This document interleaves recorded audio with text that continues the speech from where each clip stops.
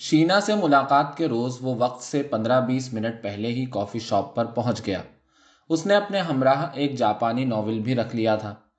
शीना के इंतजार के दौरान कॉफी की चुस्कियां लेते हुए वो नॉवेल की किसी एक सत्र पर भी फोकस नहीं कर पा रहा था।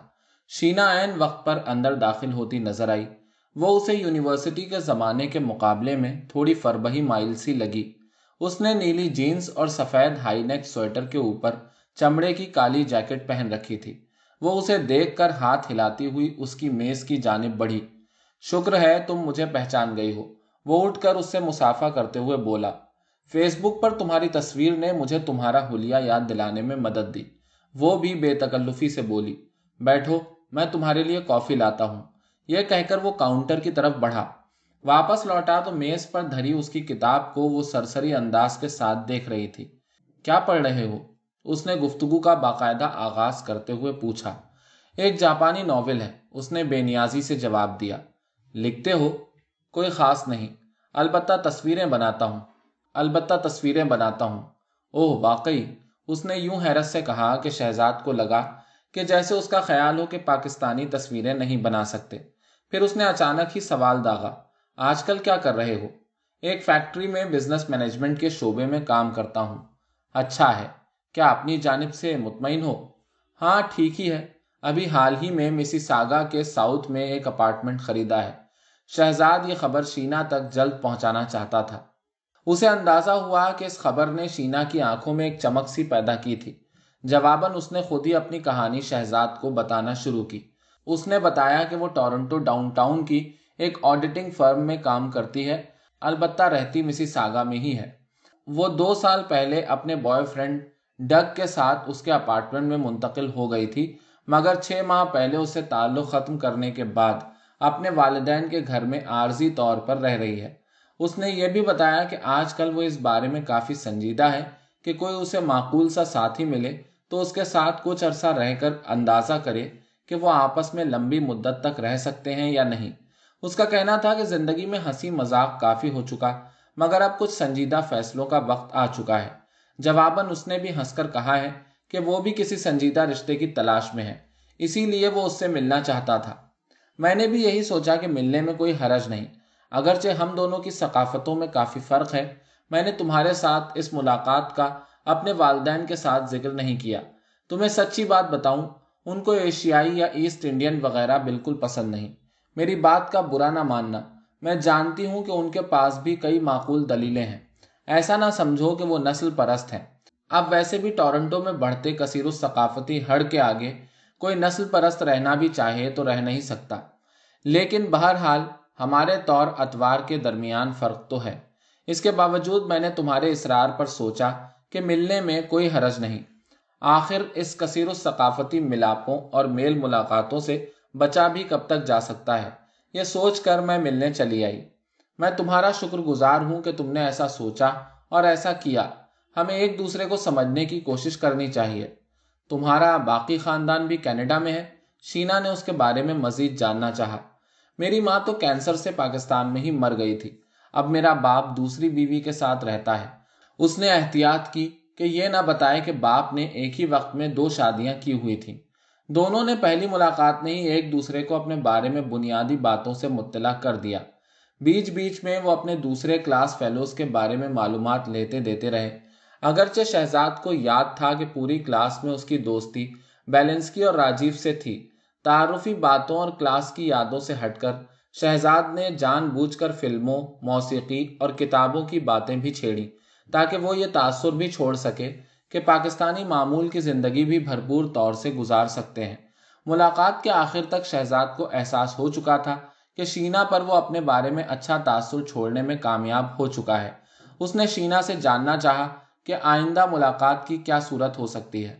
शीना का कहना था कि इस बारे में उसे फेसबुक पर आइंदा चंद रोज के अंदर बता देगी। ताहम उसने ये वजाहत ज़रूर की कि उसे शहजाद से मिलकर यह एहसास हुआ है कि दूसरी सकाफतों के लोगों से मिलते जुलते रहना चाहिए। इस तरह एक दूसरे का पता चलता रहता है। उठते हुए वो शहजाद के साथ रस्मी से अंदाज के साथ गले मिली। शहजाद उसके जाने के बाद भी उसी कॉफ़ी शॉप में बैठा रहा। बाद में उसने सोचा कि उसने सारा जोर तो अपनी वकालत करने पर लगा दिया। इस पर तो उसने अभी तक गौर ही नहीं किया कि शीना उसे कैसी लगी थी। اب اس نے شینا کی باتوں، چال ڈھال، مزاج اور سراپے کا تجزیہ کرنا شروع کیا۔ اسے احساس ہوا کہ اسے شینا میں کسی تخلیقی ذہانت کا شائبہ تک نہیں ملا۔ اس کی چال ڈھال بھی معمول کی تھی، اس کا مزاج محتاط اور کہیں کہیں شکی سا تھا۔ البتہ اس کا سراپا سیکسی تھا، جو اس کے خیال میں ہر 3 میں سے 2 عورتوں کا ہوتا ہے۔ اس کے جانے کے آدھے گھنٹے بعد وہ یہ طے کر کے مطمئن ہوا کہ میل ملاقات کو آگے بڑھانے کا اختیار صرف شینا کو ہی نہیں ہونا چاہیے، بلکہ اسے بھی اس کے بارے میں مزید سوچنا چاہیے۔ پھر اسے یاد آیا کہ اگلے ہفتے شائقہ صادق سے بھی ملاقات کا وقت طے ہے۔ شائقہ سے ملاقات کے روز وہ وہی جاپانی ناول اپنے ساتھ لے گیا۔ اس روز بھی وہ مقررہ وقت سے 15-20 منٹ پہلے پہنچا تھا، مگر شائقہ وہاں پہلے سے موجود تھی۔ بس نے مجھے توقع سے پہلے پہنچا دیا، شائقہ نے وضاحت کی۔ شہزاد کو سمجھ نہیں آ رہا تھا کہ وہ شائقہ کے ساتھ کون سا موضوع چھیڑے۔ آپ کی تصویروں کی نمائش کی یاد نے آپ کو فیس بک پر ڈھونڈنے کو اکسایا، شائقہ نے بات شروع کی۔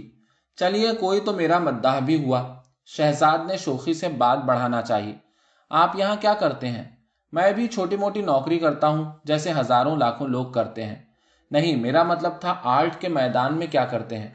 بس کبھی کبھی کوئی تصویر بنا لیتا ہوں، اور جب کبھی موقع ملتا ہے تو نمائش بھی کروا لیتا ہوں۔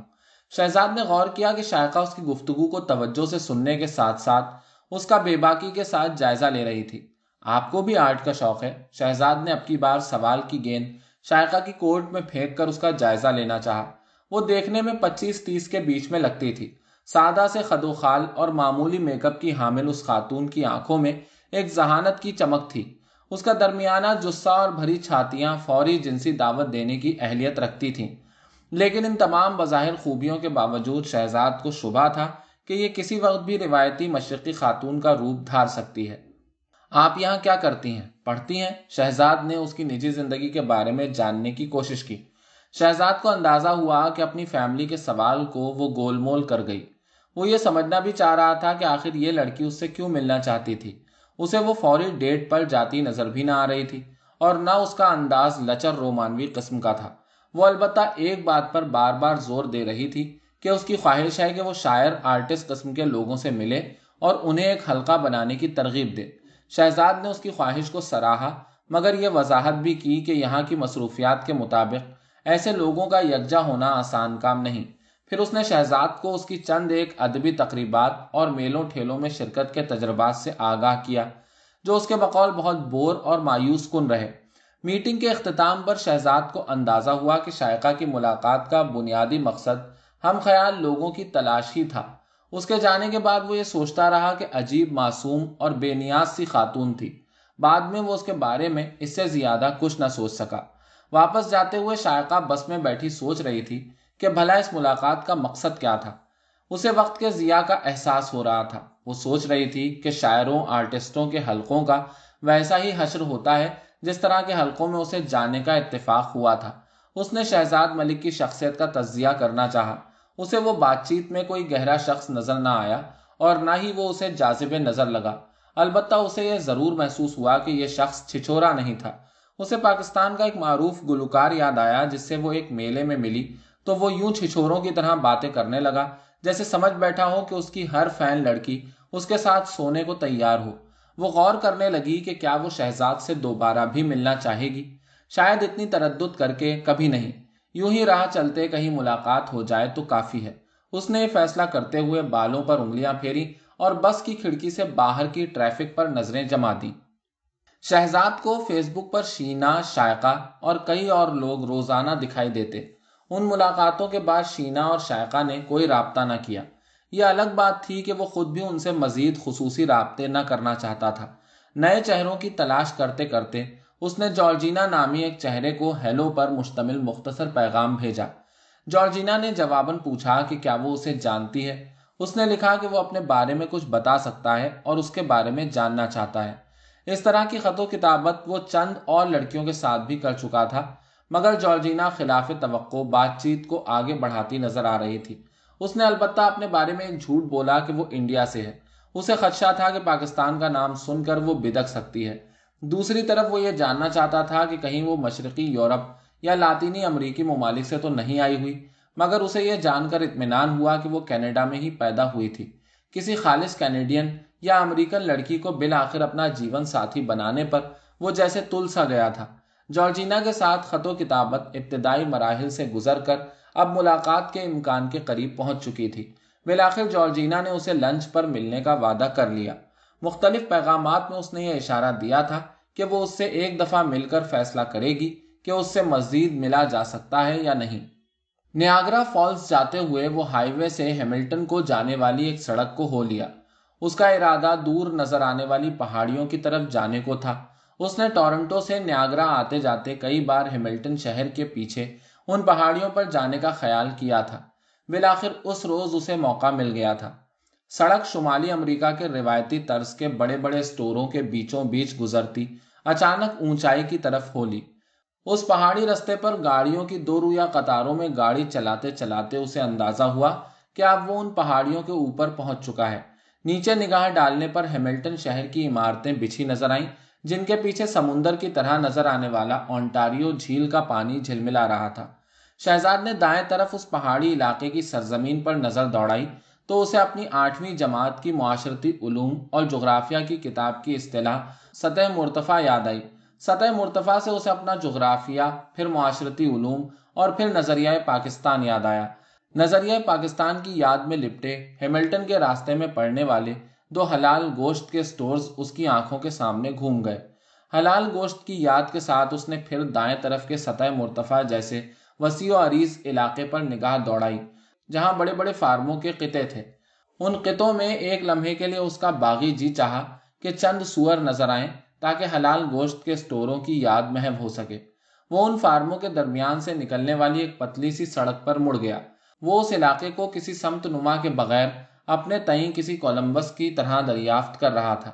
پتلی سی سڑک پر چلتے ہوئے اس نے گزشتہ 1 گھنٹے سے گاڑی چلانے کی سمتوں کو ذہن میں ملا جلا کر حساب لگایا کہ وہ جنوب کی طرف چل رہا ہے۔ اس سڑک پر ابھی تک لقودق کھیت اور کہیں کہیں فارم ہاؤس نظر آ رہے تھے۔ دور کہیں کسی قصبے یا گاؤں کے آثار نظر آئے۔ قریب آنے پر وہ ایک زراعتی سا گاؤں نکلا جہاں ایک میٹ شاپ، کھیتی باڑی کے اوزاروں اور مشینوں کے 3-4 شو روم اور ایک منی مارٹ نما اسٹور تھا۔ اس گاؤں سے تھوڑا آگے جانے پر ایک نسبتاً بڑی شاہراہ اس سڑک کو کاٹتی نظر آئی۔ دونوں سڑکوں کے ملاپ پر اسے سرخ بتی نے روک دیا۔ سرخ بتی پر اس نے کاٹنے والی سڑک کے دونوں اطراف نگاہ دوڑا کر جائزہ لیا کہ کس طرف کو مڑے۔ اسے بائیں یعنی مشرق کی سمت ایک اور قصباتی آبادی کے آثار نظر آئے۔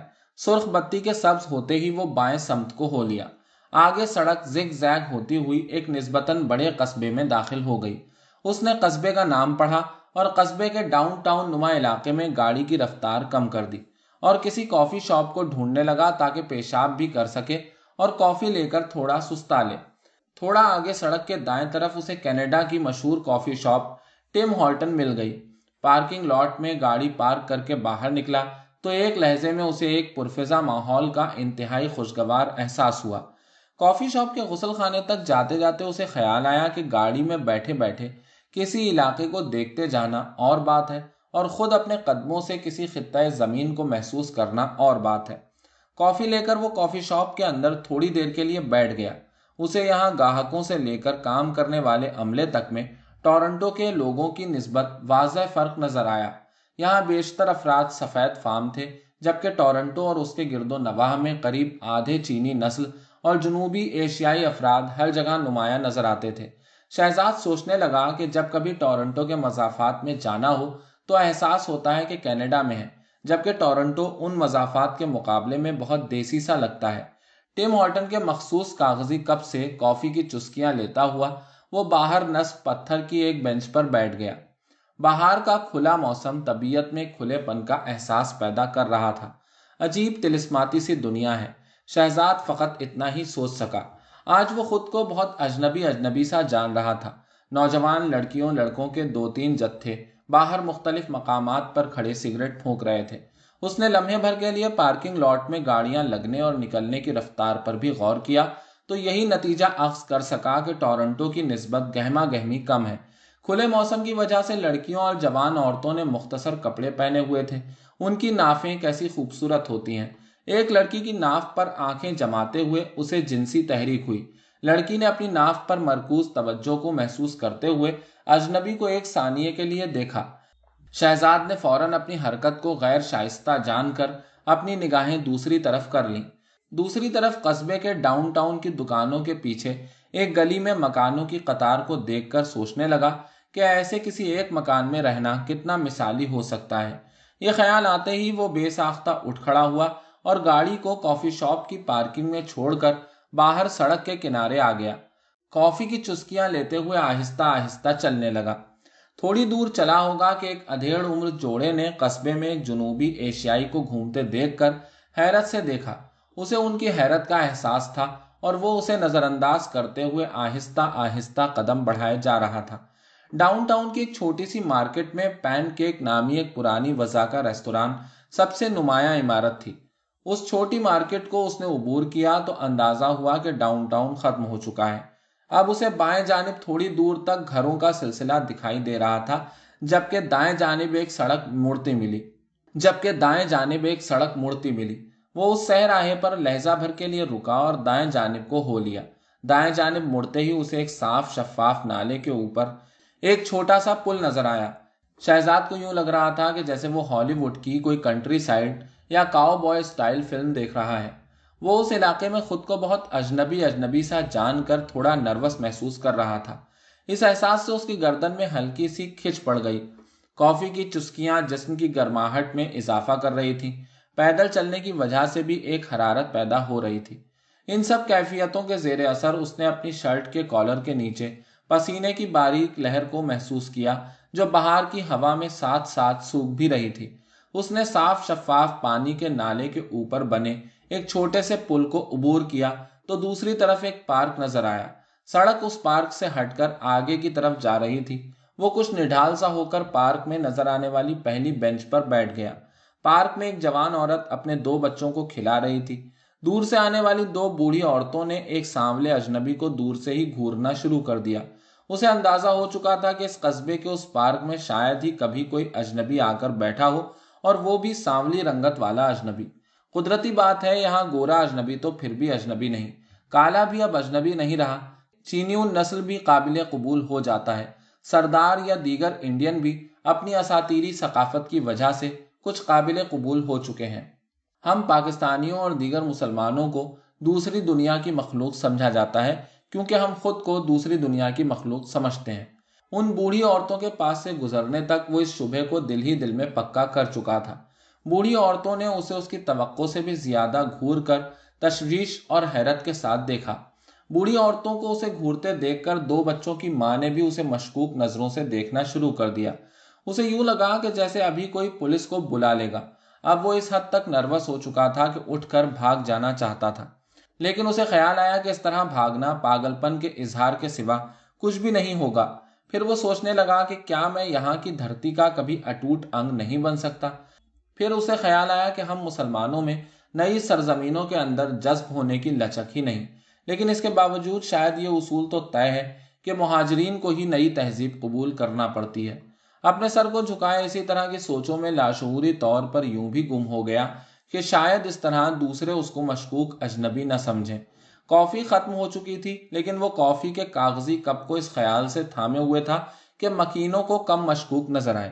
اپنے تناؤ پر تھوڑا قابو پایا تو اٹھنے کا ارادہ باندھا، لیکن دور سے 2 لڑکیوں کو آتے دیکھ کر یہ سوچ کر بیٹھا رہا کہ ان کو آتے دیکھ کر اٹھنا بھی مشکوک بنا سکتا ہے۔ لڑکیاں بھی بوڑھی عورتوں کی طرح ایک اجنبی کو اپنے گاؤں میں دیکھ کر اسے گھور رہی تھیں۔ اس نے سوچا کہ اجنبیت کا احساس ختم کرنے کے لیے لڑکیوں کو ہولے سے ہائے کہہ دے۔ گاڑی تک جاتے ہوئے وہ یہ سوچ رہا تھا کہ کسی ملک کے بڑے شہروں سے دور وہی لوگ رہ سکتے ہیں جو یا تو اس دھرتی کے لوگ ہوں اور یا پھر اس دھرتی کے لوگوں سے منسلک ہوں۔ میری نسل تو ان تقاضوں کو پورا نہیں کر سکتی۔ میرے بعد والی نسل شاید اس قابل ہو جائے۔ البتہ اگر میں یہاں کسی گوری سے منسلک ہو جاؤں تو اس طرح کے گاؤں میں رہنے کا جواز ہے۔ گاڑی کا دروازہ کھولتے ہوئے وہ یہ سوچ کر مسکرایا کہ بعد والی نسل کے لیے شادی کرنا پڑے گی، اور شادی کسی گوری سے ہی کر لی جائے تو بہتر ہے۔ سڑک کے دونوں طرف اسٹیل ملوں کے یونٹ کسی بڑے صنعتی شہر کا تاثر دیتے تھے۔ اسٹیل ملوں کے درمیان سے گزرنے والی یہ سڑک ایک پل کی شکل میں کئی میل تک آگ اگلتی چمنیوں اور اسکریپ کے بڑے بڑے ذخیروں کا ہر موٹر سوار کو نظارہ کراتی تھی۔ رات کے وقت اس سڑک کے ہر مسافر کو چمنیوں کی آگ کی روشنی کے علاوہ اسٹیل ملوں کے انگنت یونٹوں کی لاتعداد بتیاں ایک روشن صنعتی شہر کا تاثر دیتی تھیں، جبکہ اس شہر کے باسیوں کو اس بڑے صنعتی شہر کی پسماندگی، بے رونقی، اداسی اور اجاڑ پن کا علم تھا۔ شہر کے اندر کی گلیوں اور سڑکوں میں نکل کر اس شہر کے برباد اور اجاڑ ہونے کا اندازہ کرنے والے نوبارد کو پہلا احساس تو یہ ہوتا کہ کہیں وہ حال ہی میں ختم ہونے والی کسی جنگ کی بربادی کے بعد شہر میں داخل ہونے والا پہلا شخص ہے۔ بالکل یہی اندازہ پرمیت کو اس شہر میں 4 سال سے رہنے کے باوجود آج بھی ہو رہا تھا۔ اس شہر کو اسٹیل سٹی بھی کہتے ہیں۔ پرمیت کو شہر کا یہ لقب اسٹیل ملوں کی وجہ سے یاد نہ آیا، بلکہ ایڈی اور بل کی لڑائی کو یاد کر کے آیا۔ ان دونوں کی لڑائی پرمیت کی آٹو ورک شاپ کے سامنے بار سے نکلتے ہی ہوئی۔ دونوں نے دیکھتے ہی دیکھتے ایک دوسرے کو لہو لہان کر دیا۔ پرمیت پولیس کو فون کرنے کے لیے ورک شاپ کے دفتر کی طرف بڑھا تو پرمیت کے ساتھ کام کرنے والے میکینک چک نے پرمیت کو فون کرنے سے روکتے ہوئے کہا، پرمیت، ان کی فکر نہ کرو اور نہ ہی پولیس کو فون کرو، یہ یہاں کا معمول ہے۔ تم تو اس شہر کو اب جان چکے ہو، یہ رف اور ٹف سٹی ہے۔ ایڈ اور بل کل پھر دوست ہوں گے، بالکل فکر نہ کرو۔ اگلے روز پرمیت بار میں بیٹھا بار گرل اسٹیفنی کی چھاتیوں کو للچائی نظروں سے دیکھے جا رہا تھا۔ اسٹیفنی بار کاؤنٹر پر کاکٹیل بناتے ہوئے جب بھی اس کے قریب آتی، وہ ایک آدھ ادھورا سا جملہ پھینک دیتا۔ ٹونی بیئر کا 8واں یا 10واں گلاس چڑھاتے ہوئے مارک کا تذکرہ گالیوں کے پلندے کے ساتھ کرتا ہوا کاؤنٹر کے گردا گرد بیٹھے 5-6 لوگوں کو بتا رہا تھا کہ مارک نے انہیں مروا دیا۔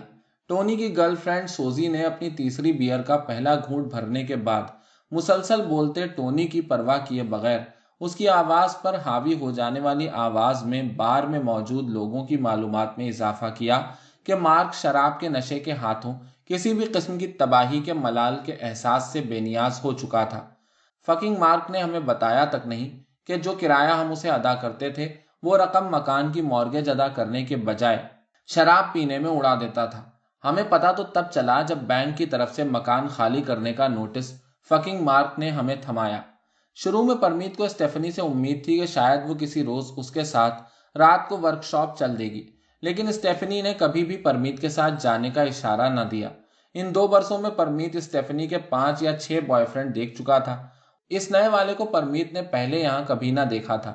پرمیت کو اپنی ورک شاپ کے سامنے والی اس بار میں جانے کی عادت اپنے کاروبار کے چل نکلنے کے بعد پڑی تھی۔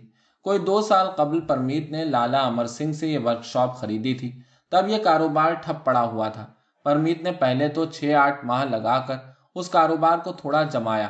کام تھوڑا چل نکلا تو اس نے اسی علاقے سے ایک میکینک اور ڈینٹر کو ملازم رکھ لیا۔ چھوٹے چھوٹے پرانے مکانوں کے اس علاقے میں دیسی کمیونٹی دیکھنے کو نہ ملتی تھی، اور یہاں زیادہ ایسٹ کوسٹ سے آ کر بسنے والے مزدور پیشہ سفید اقوام کی اکثریت رہتی تھی۔ پرمیت ان میں رہتے رہتے خود کو اب پر اعتماد محسوس کرتا تھا کہ وہ اس دھرتی کے لوگوں میں کافی حد تک رچ بس چکا تھا، اور گرد و نواح کے اکثر لوگ بھی اب جیسے پرمیت کو قبول کر چکے تھے۔ کیرولین کے مطابق دوسرے بڑے شہروں میں یہ رنگ دار لوگ ایسٹ انڈین، چینی اور کالے تو اب بہت ہو چکے تھے، لیکن آہستہ آہستہ چھوٹے چھوٹے شہروں میں بھی یہ رنگ دار لوگ بڑھتے جا رہے تھے، جن میں ٹیکسی ڈرائیور، پیٹرول پمپوں پر کام کرنے والے اور پیزا اسٹوروں کے ڈیلیوری ڈرائیور دیکھتے ہی دیکھتے زیادہ تر ایسٹ انڈین اور پاکی ہوتے جا رہے تھے۔ پاکی، ایسٹ انڈین اور پنجابی سکھ میں کیا فرق ہے؟ کیرولین نے ایسٹ انڈین کو مخاطب کیا۔ سب ایک ہی شٹ کا نام ہے، پرمیت نے بیئر کا گھونٹ بھرتے خود کو مذاق کا نشانہ بناتے ہوئے جواب دیا۔ پرمیت کا اس علاقے میں کام کرنے سے یہ تجربہ ہو گیا تھا کہ اگر خود کو ہی مذاق کا نشانہ بنا لیا جائے تو بات ہنسی مذاق میں ٹل جاتی ہے۔ تم پھر کون سی فکنگ ایس ہول سے نکلنے والی شٹ ہو؟ مارک نشے میں لال ہوا بیٹھا پوچھتا ہے۔ میں تم سے ذرا کم فکنگ ایس ہول ہوں اور پنجابی سکھ ہوں، پرمیت پیچھے مڑ کر بولا۔ میرا سب سے واسطہ رہا ہے، لیکن پاکی سب سے بڑے باسٹرڈ ہوتے ہیں، جارج نے لقمہ دیا۔ تم ٹھیک کہتے ہو، میں جب وینکوور میں رہتا تھا ان دنوں ایک فکنگ پاکی نے اپنی بیوی کو قتل کر کے اس کی لاش فریج میں رکھ دی، جو 1 مہینے بعد دریافت ہوئی۔ بوڑھا اسمتھ یہ داستان ضرور سناتا تھا۔ اسمتھ، تم یہ داستان 200ویں بار سنا رہے ہو، بور نہ کرو اور بکواس بند کرو۔ جارج نے بور ہو کر اسمتھ کو ٹوکا۔ اتنی دیر میں پرمیت کی ورک شاپ میں کام کرنے والا ڈینٹر بار میں داخل ہوا۔ ڈینٹر نے بیئر خریدتے ہوئے اسٹیفنی سے 2-4 فحش مذاق کیے۔ اسٹیفنی کا بوائے فرینڈ بدستور مسکراتا رہا۔ پرمیت نے غور کیا کہ ایک روز اس نے بھی اسٹیفنی سے ڈینٹر کی نسبت ہلکا فحش مذاق کیا تھا۔ تب اسٹیفنی کے بوائے فرینڈ نے برا سا منہ بنایا تھا اور اسٹیفنی نے بھی کچھ ناگوار تاثر چھوڑا تھا۔ شاید مجھے ان گوروں کے ساتھ مذاق کرنا نہیں آتا، پرمیت نے سوچا، یا پھر شاید مجھ ایسٹ انڈین کا ان کے ساتھ مذاق کرنے اور ان کا آپس میں ٹھٹا مذاق کرنے میں فرق ہے۔ کیا بکواس خیال ہے۔ پرمیت دوسری بیئر خریدنے کے لیے اٹھا۔ ڈینٹر ابھی تک بار کاؤنٹر پر جھکا اسٹیفنی کی چھاتیوں کو للچائی نظروں سے دیکھنے کے ساتھ ساتھ اس کے جنسی سراپے پر جملے بھی کسے جا رہا تھا۔ ڈینٹر، پول کھیلو گے؟ پرمیت نے ڈالر کے سکے کو ہوا میں اچھالتے ہوئے ڈینٹر کو دعوت دی۔ یقیناً۔ ڈینٹر پرمیت کا ہاتھ پکڑ کر بلیئرڈ کی طرف بڑھ گیا۔ ساتھ والی میز پر جارج اور مارک دونوں نشے میں دھت پول کھیل رہے تھے۔ ارے آؤ پنجابی سکھ، پول کھیلنا بھی سیکھ گئے ہو؟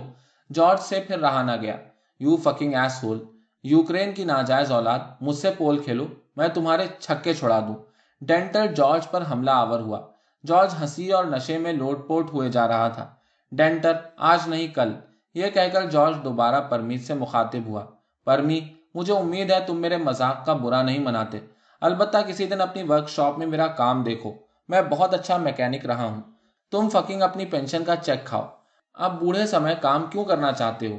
پرمیت جارج کو جواب دیتے ہوئے پھر سوچنے لگا کہ وہ تھوڑے عرصے میں ہی ان لوگوں میں رہنا سیکھ چکا ہے۔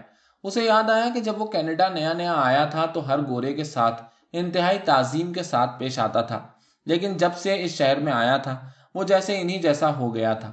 اس شہر میں آنے سے پہلے اپنی داڑھی کٹوانے کے فیصلے کو یاد کر کے بھی وہ بہت مطمئن ہوا۔ اچھا ہوا داڑھی بڑے شہر میں ہی صاف کروا دی تھی، ورنہ اس شہر میں داڑھی کے ساتھ آتا تو کیا دقیانوسی تاثر ہوتا۔ مسلمانوں کی داڑھی اور ہم سکھوں کی داڑھی کا انداز کتنا دقیانوسی ہے، پرمیت نے سفید گیند کے ساتھ کوئن کو ڈالتے ہوئے سوچا۔ پرمیت شہر کے ساتھ ملحق ایک امیر قصبے کی جھیل کنارے شام کو ٹہلنے کی غرض سے نکلا۔ اس روز ساحل پر زیادہ رش نہ تھا۔ شام کی خاموشی میں جھیل کا خاموش پانی اضافہ کر رہا تھا۔ جھیل کے پانی کی یہ خاموشی بہت غیر معمولی تھی۔ ٹہلتے ٹہلتے وہ ساحل کنارے ایک بینچ پر بیٹھ گیا اور جھیل کے ساحل کے کٹاؤ کے پھیلاؤ کو دور دور تک دیکھنے لگا۔ ساحلی کٹاؤ دائیں جانب سے چلتا ہوا دور ایک لکیر جیسا نظر آتا تھا اور اس کے ساتھ بچھے رہائشی علاقوں اور ہائی وے کے پیچھے نچلی سطح کے پہاڑی علاقوں کی آغوش میں جھیل کا یہ حصہ کسی طلسمی جہان کا احساس دیتا تھا۔ پرمیت کو کشمیر کے ایک دور افتادہ علاقے کی جھیل یاد آئی جسے دیکھ کر اسی طرح کسی طلسمی دنیا کا احساس ہوتا تھا۔ وہاں بیٹھتے ہی پریوں کے جھیل پر اترنے کی کہانیاں یاد آتی تھیں، لیکن یہاں تو پریاں ہر وقت آس پاس گزر رہی ہوتی ہیں۔ پرمیت نے 3 خوبصورت عورتوں کے پاس سے گزرنے پر سوچا۔ اتنے میں دور سے پانی پر لکیر بناتے چلے جانے والا اسکوٹر پاس آیا جس پر 2 پری نما لڑکیاں سوار تھیں۔ ایسی جگہ پر بیٹھ کر لگتا ہے کہ ہم کینیڈا امریکہ میں ہیں، جہاں کشمیر کے دور افتادہ علاقوں جیسی چھپی جھیلیں عام قصبوں شہروں میں ہوتی ہیں، اور وہاں کی چھپی جھیلوں ساحلوں کی داستانوں والی پریاں اصل رنگ روپ میں جیتی جاگتی زندگی گزار رہی ہوتی ہیں۔ یہاں کی اصل زندگی وہاں کی طلسماتی زندگی ہے۔ پرمیت اسی طرح کے خیالوں میں گم جھیل کے طلسم کدے میں کھویا کھویا یکلخت اداس سا ہو گیا۔ اس اداسی کا کارن کیا ہو سکتا ہے؟ اس کا دھیان اس بات کی طرف لوٹ آیا، بہتر ہوتا کہ میں ورک شاپ سے نکل کر سامنے بار میں گھس جاتا جہاں آپ سبھی میرے واقف کار ہیں۔ یہاں جھیل کنارے مجھے کون جانتا ہے؟ پھر اسے یاد آیا کہ وہ تو ارادتاً اس بار سے کترا کر خود ہی ادھر چلا آیا تھا۔ اسے کچھ دنوں سے اس زمین دوز اندھیری بار سے وحشت سی ہونے لگی تھی اور اس کے اندر کے ہجوم سے گھن آنے لگی تھی۔ ہاں، اگر اسٹیفنی، کیرولین یا سمانتھا سے دوستی ہو جاتی تو شاید وہیں جی لگ جاتا۔ اپنی حالت کا ٹھیک ٹھیک تجزیہ کرتے ہوئے اسے سکون سا ملا اور اداسی کی لہر بھی جسم کے آر پار گزرتی محسوس ہوئی۔ یہ خوبصورت ماحول، امیر علاقہ اور شاداب چہرے تو بالکل ہی میری پہنچ سے باہر کی دنیا ہے۔ کوئی نسل پرست مڑ کر دیکھتا تک نہیں۔ وہ جی کے بھر جانے کے احساس کے ساتھ اٹھا اور سڑک کے فٹ پاتھ پر آ گیا۔ تھوڑا چلنے کے بعد باروں کی ایک قطار کے سامنے آن کھڑا ہوا۔ 1-2 باروں کے چمکتے شیشوں کے پیچھے بیٹھے لوگ اسے اور ہی طرح کی مخلوق دکھائی دے رہے تھے۔ کوئی ساتھ ہوتا تو شاید اندر چلا جاتا، اکیلے اندر گھس کے کیا کرنا ہے؟ اس فیصلے کے ساتھ وہ واپس پارکنگ کی طرف چل پڑا۔ پرائے جہان کی اجنبیت سے واپس لوٹنے کے بعد پرمیت کو محلے کی بار کے تہہ خانے میں گھستے ہوئے اسے پیدا ہونے والی وحشت اچانک تحلیل ہوتے محسوس ہوئی۔ کم از کم یہاں لوگ تو جانتے ہیں۔ اس احساس کے ساتھ جیسے ہی وہ نچلی سیڑھی پر نمودار ہوا، جارج نے فکنگ پرمی اندر آ جاؤ کہہ کر خوش آمدید کہا۔ آج تو اسٹیفنی بھی معمول سے زیادہ چہچہا رہی تھی۔ اپنے ارد گرد چند واقف کار لوگوں کو دیکھ کر پرمیت میں جیسے زندگی کا حوصلہ سا بھر آیا۔ ایک بیئر جارج کے لیے بھی دو، اور ایک بیئر میں تمہارے لیے بھی خریدنا چاہوں گا۔ پرمیت نے $20 کا نوٹ اسٹیفنی کی طرف بڑھایا۔ میں بیئر نہیں پیوں گی، البتہ شاٹ لے لیتی ہوں، اسٹیفنی پرمیت کا شکریہ ادا کرتے ہوئے بولی۔ پرمیت کو اس کا خوشگوار لہجہ بہت بھلا لگا۔ سالی اگر مان جائے تو میں تو اس سے شادی کرنے کو تیار ہوں۔ مجھے کوئی پرواہ نہیں کہ وہ کتنوں کے ساتھ اب تک سوئی ہے۔ پرمیت نے اس پر بھرپور نظر ڈالتے ہوئے خیال کیا۔ اے پرمی، پول کھیلو گے؟ جارج نے پرمیت کے بیٹھنے سے پہلے ہی دعوت دی۔ وہ اس کی دعوت قبول کرتے ہوئے غور کرنے لگا کہ اس کے ساتھ اس وقت پول کھیلنا مناسب ہے، چونکہ ابھی وہ نشے کے عروج تک نہیں پہنچا۔ دوسری پول ٹیبل کے گرد کیرولین اور اس کا نیا میلا سا بوائے فرینڈ کھیل رہے تھے۔ میں نیٹو انڈین اور تو ایسٹ انڈین، آجا آجا، جوڑی خوب رولے گی، کیرولین پرمیت کو دیکھتے ہی ترنگ سے بولی۔ کیرولین کے بارے میں اسے بخوبی اندازہ ہو چکا تھا کہ وہ تو شام ڈھلتے ہی نشے میں دھت ہو جاتی ہے۔ تھوڑی دیر بعد اس کا بوائے فرینڈ بیئر کے 2 نئے گلاس لایا تو وہ اس خوشی میں پرمیت سے لپٹ گئی اور اس کا اتنی شدت سے بوسہ لیا کہ پرمیت کو شدت کی ہوشیاری آ گئی۔ مگر جارج اور اس کے بوائے فرینڈ کے سامنے کیرولین کے بوسہ لینے پر اسے خفت بھی ہوئی۔ اس کا بوائے فرینڈ اور جارج اس منظر سے محظوظ ہوتے ہوئے قہقہے لگا رہے تھے۔ اس نے بوسے کی لذت کو برقرار رکھتے ہوئے کیرولین کو خود سے جدا کیا۔ کسی روز ساری شام میرے لیے بیئر خریدو، میں تمہارے ساتھ ڈیٹ کروں گی، کیرولین مدہوش سی بولی، اور اتنی بیئر پلاؤ کہ فکنگ کے دوران یہ سو جائے۔ اس کا نیا بوائے فرینڈ میلے دانتوں کو کچکچاتا ہوا بولا، یہ نشئی لڑکی بھی اگر دے دے تو کیا بری بات ہے۔ پرمیت یہ سوچتے ہوئے اسٹیفنی کے ساتھ شادی کے خیال کی طرف لوٹا۔ دوپہر کو ورک شاپ کے باہر کسی گاہک سے کاروباری معاملہ طے کر رہا تھا کہ کیرولین نیکر اور برا پہنے سائیکل پر سوار ساتھ والے ورائٹی سٹور میں گھسی۔ گاہک کے جانے کے بعد وہ ارادتاً کھڑا رہا کہ واپسی پر وہ جیسے ہی گزرے تو اسے روک کر کوئی شام اکٹھے گزارنے کی دعوت دے۔ جب وہ واپسی پر اس کے پاس سے گزری تو پرمیت کو راستے میں کھڑا دیکھ کر مسکرائی، مگر کچھ کہے بغیر گزرنے لگی۔ پرمیت نے آواز دے کر اسے روکنا چاہا۔ ہائے، کیا بات ہے؟ اس نے خوشگوار سے لہجے میں پوچھا۔ پرمیت کو لگا کہ اس نے پہلی بار اس کی اصل آواز کو سنا ہو، ورنہ تو یہ سالی ہر وقت دھت ہی رہتی ہے۔ یہ سوچتے ہوئے اس نے اس کا حال پوچھا۔ کیسی ہو؟ میں بالکل ٹھیک ہوں، تم اپنی سناؤ۔ وہ سائیکل کو ترچھا روک کر سیٹ پر ترچھی بیٹھے بیٹھے بولی۔ آج شام کو کیا کر رہی ہو؟ اب وہ مقصد کی طرف آیا۔ کچھ خاص نہیں، کیوں؟ میرے ساتھ بیٹھ کر پیو، ابھی تو جو میرے ہاں کچھ روز کے لیے ٹھہرا ہوا ہے۔ بہرحال دعوت دینے کا شکریہ، کسی دن ضرور تمہاری دعوت قبول کروں گی۔ جب وہ یہ کہہ رہی تھی تو پرمیت اس کے سراپا کا جائزہ لے رہا تھا۔ اس کا کل لباس ایک مختصر سی نیکر، پتلی پٹی کی مانند برا اور قینچی جوتی تھی۔ اس کی رانوں سے ٹخنوں تک خون کی نیلی شریانیں چل رہی تھی۔ اس کی بائیں ران اور ناف کے اوپر چیر کے نشانات تھے۔ پتلی پٹی نما برا اس کے چھوٹے پستانوں کو مکمل ڈھانپنے کے لیے کافی تھی۔ اچھا، میں چلتی ہوں، جو سگریٹوں کا شدت سے انتظار کر رہا ہے۔ یہ کہہ کر اس نے دایاں پاؤں پیڈل پر رکھا۔ اس کو جاتے دیکھ کر پرمیت سوچنے لگا کہ کسی کے ساتھ ڈیٹ رکھنا کتنا مشکل ہے۔ آخر ایک شام کیرولین بار میں گھستے ہی سیدھی پرمیت کی طرف بڑھی۔ میرے لیے بیئر خریدو۔ پرمیت نے بیئر کا گلاس اس کی طرف سرکایا۔ چلو، پول کھیلو گے؟ اس نے دعوت دی۔ چلو، وہ کہتے ہوئے اٹھ کھڑا ہوا۔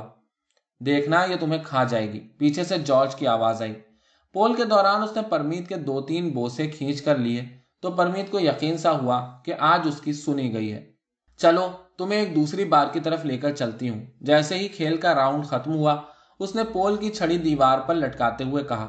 جب وہ دونوں چوروں کی طرح چپکے چپکے بار سے نکل رہے تھے تو پیچھے سے جارج کے قہقہوں کے ساتھ ڈینی کے قہقہے بھی شامل تھے۔ پرمیت کو کسی کی پرواہ نہیں تھی۔ اگر اسے کوئی خیال ستا رہا تھا تو اسٹیفنی کی پیچھا کرتی نگاہوں کا، جس سے شادی کرنے کا خیال چند دنوں سے اسے ستا رہا تھا۔ پتہ نہیں اسے شادی کرنا ٹھیک بھی ہے یا نہیں، اور پھر ہو بھی سکتی ہے یا نہیں۔ اس نے اپنے خیال کو جھٹکنے کی خاطر یہ نتیجہ اخذ کیا۔ دیکھیں بات کہاں پہنچتی ہے۔ اسٹیفنی تو لفٹ ہی نہیں کراتی، جبکہ ادھر کیرولین کے ساتھ سونے کی صورت بن رہی ہے۔ تم ماریوانا تو پیتے ہو نا؟ جب وہ گاڑی کو بار کی پارکنگ سے نکال رہا تھا تو کیرولین نے پوچھا۔ میں صرف بیئر پیتا ہوں، بیئر کے علاوہ سگریٹ بھی نہیں پیتا، تم ماریوانا کی بات کر رہی ہو؟ پرمیت نے جواب دیا۔ اگرچہ اسے کیرولین کی ماریوانا پینے کی عادت کا علم تھا، اس علاقے میں ماریوانا پینے والوں کی بہتات تھی۔ آج پی کر دیکھنا۔ مجھے اس کا کوئی شوق نہیں، لیکن تم پیو، مجھے کوئی اعتراض نہیں۔ اچھا پہلے ڈاؤن ٹاؤن چلو، میں وہاں سے ماریوانا لے لوں۔ ڈاؤن ٹاؤن کی ایک 6 منزلہ رہائشی عمارت کے سامنے اس نے رکنے کو کہا اور پھر $60 ادھار دینے کی فرمائش کی۔ میں تمہیں اپنا ویلفیئر کا چیک ملنے پر ادھار لوٹا دوں گی، اس نے پرمیت کو تسلی دی۔ پرمیت نے بغیر کسی تبصرے کے رقم اسے تھما دی۔ وہ آج کی شام اس پر رقم خرچنے کے لیے تیار تھا، مزید 60-70 حتیٰ کہ $100-200 کسی بار میں شراب پینے پر خرچ بھی ہو جائیں تو بھی خیر ہے۔ اصل بات یہ ہے کہ بعد میں ٹھیک ٹھاک سیکس ہونا چاہیے۔ جتنی دیر میں وہ اس رہائشی عمارت سے ماریوانا لے کر لوٹی، وہ اسی طرح کی باتیں سوچتا رہا۔ کیا خیال ہے، کسی بار میں جانے کے بجائے بیئر کا ایک کیس اور وسکی کی بوتل لے کر تمہارے گھر نہ جایا جائے؟ وہیں پر پیزا کا آرڈر بھی کر دیں گے۔ گاڑی کو دوبارہ اسٹارٹ کرنے پر پرمیت کو پیسے بچانے اور شام کو جلدی رنگین بنانے کی خاطر تجویز سوجی۔